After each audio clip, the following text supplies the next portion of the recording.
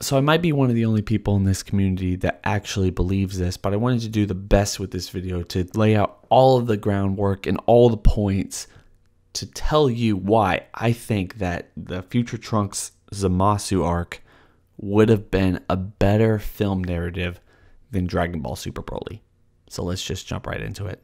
Hey YouTubers, don't forget to subscribe and follow me on these social media platforms. Enjoy the video. Okay, so because we're focusing more so on just listing all of the things instead of having a general discussion, I'm going to start this off with character. Yes, Dragon Ball Super Broly reintroduced Broly, one of the most famous and well-recognized Dragon Ball characters in the entire canon. I don't care if you're talking about the manga, the anime, the movies, the video games, or anything else like that. Broly is a popular character. But it's also pretty clear that Future Trunks is a very popular character in his own right, and one that the fans really wanted to see back in waves when he was reintroduced in Dragon Ball Super during the Future Trunks arc. And I feel like if they had held off on the narrative of Future Trunks, bringing him back within the series of Dragon Ball Super, fans would have been just as excited to revisit Future Trunks and see where he is in his life, at least for the narrative of one movie.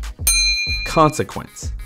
One of the things I've always argued about on this channel, at least when it comes to Dragon Ball Super and its overall story, is the Future Trunks arc did not have any real consequence on Dragon Ball Super. Yes, we had the future Zeno come into play with the present Zeno to bring on the Tournament of Power, but we already knew that the Tournament of Power was going to be brought on our characters at some point, especially with Goku pushing for it, with the present Zeno being his friend and someone he can interact with. What they eventually did with the series wouldn't have felt out of place whether or not they had two Zenos or one. So theoretically, the narrative in the Future Trunks arc of Dragon Ball Super feels pretty much out of place with everything that they've done throughout Dragon Ball Super up until this point. They had the introduction of Beerus, which led pretty gracefully into the Champa arc and the tournament with Universe 6, and then led pretty gracefully into the Tournament of Power. And of course, you bring back Frieza because you had to reinterpret the film Fakatsu no F, but reintroducing Frieza allowed for introduction of Frieza's golden form into the Dragon Ball Super series, which became a prominent power upgrade, which was needed in the Tournament of Power. The Future Trunks arc, however, really doesn't have any bearing to the overall story of the series that Dragon Ball Super was trying to create, and thus, its entire narrative could have been condensed and put into a movie format to reintroduce Future Trunks, Mai, and everything related to these characters in a very compact, easy to digest way with a proper villain. And that gets me to Goku Black. Goku Black, Rose, whatever you want to call it.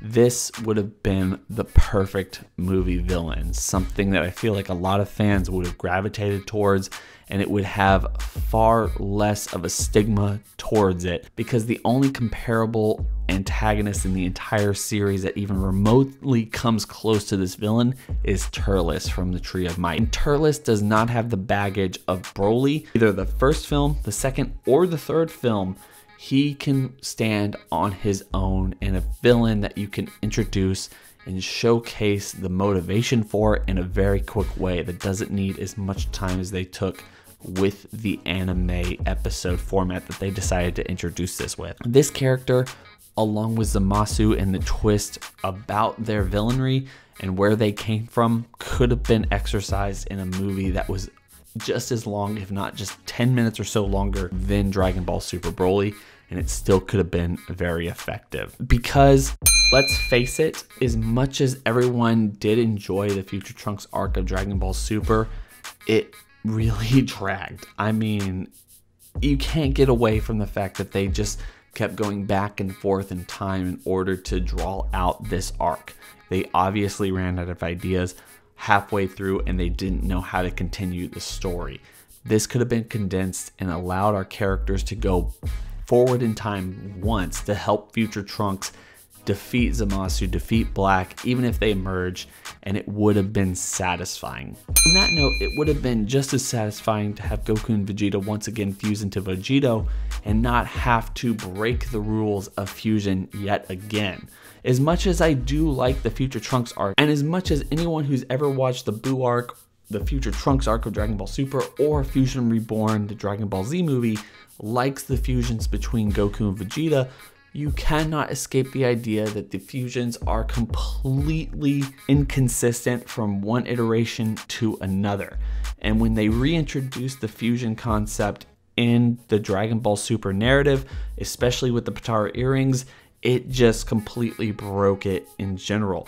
Goku and Vegeta losing their fusion because they're mortals in less time than the Metamorian fusion just simply doesn't work. If you do this in a movie, it might work because then we're not focusing on these characters or the narrative between them deciding they want to fuse and realizing the potential of them fusing and staying there, simply to have it break away as soon as they win the fight and have it be a laughing moment, rather than them defusing and then simply waiting for the next person who's going to come in and try to win the fight. It would have been easier, instead of breaking the rules that we knew of from that point, to have Goku and Vegeta use the Potara earring to defeat Merge Zamasu and then be wished back. Or even if they wanted to break the rules about fusion and really kind of sideline that idea for the future of the series, they could have had them disconnect and then the film goes on. But because they disconnect and because it's a movie and they didn't spend too much time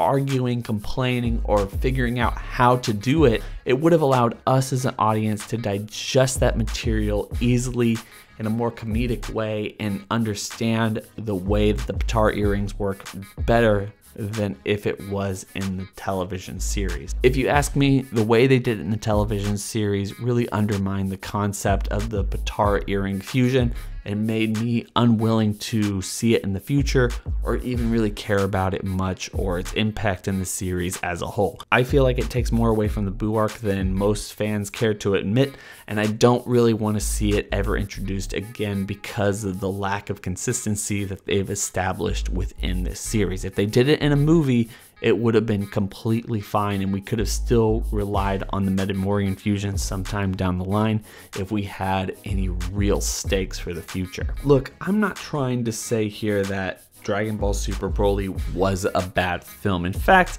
the more and more I think of it as a general fan of Dragon Ball, I actually kind of liked it. I feel like the fighting was a little bit too much and the way that the camera movements made me sick, at least on a big screen.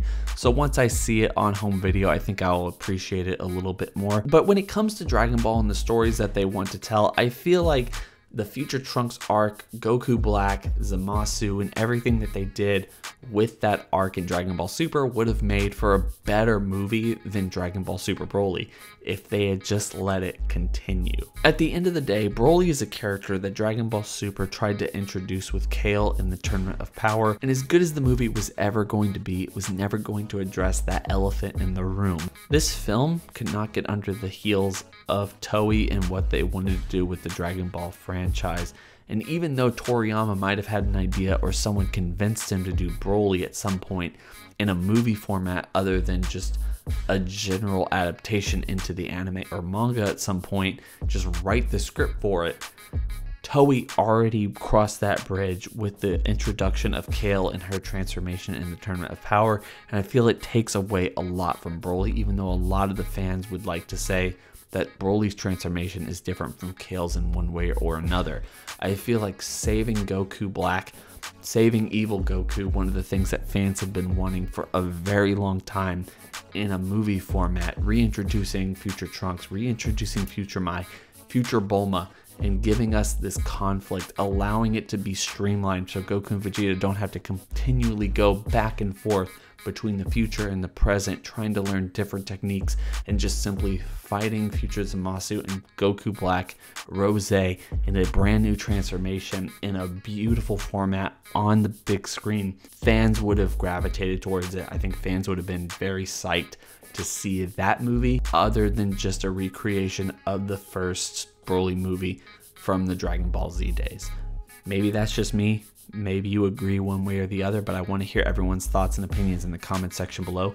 Would you have liked to see Goku Black, Zamasu, and future Trunks introduced into a movie? Do you think that could have been whittled down in a way that would have made sense, or do you think it was too much going on for them to do something like that? At the same time, would you have liked to see that over Dragon Ball Super Broly, or maybe even a sequel to Dragon Ball Super Broly to have the movie franchise keep going as we wait for more anime content week to week, or even season to season, or maybe just even more manga content that they're going to give us month to month? Hope everyone's having a fantastic day. Don't forget to like, comment, and subscribe.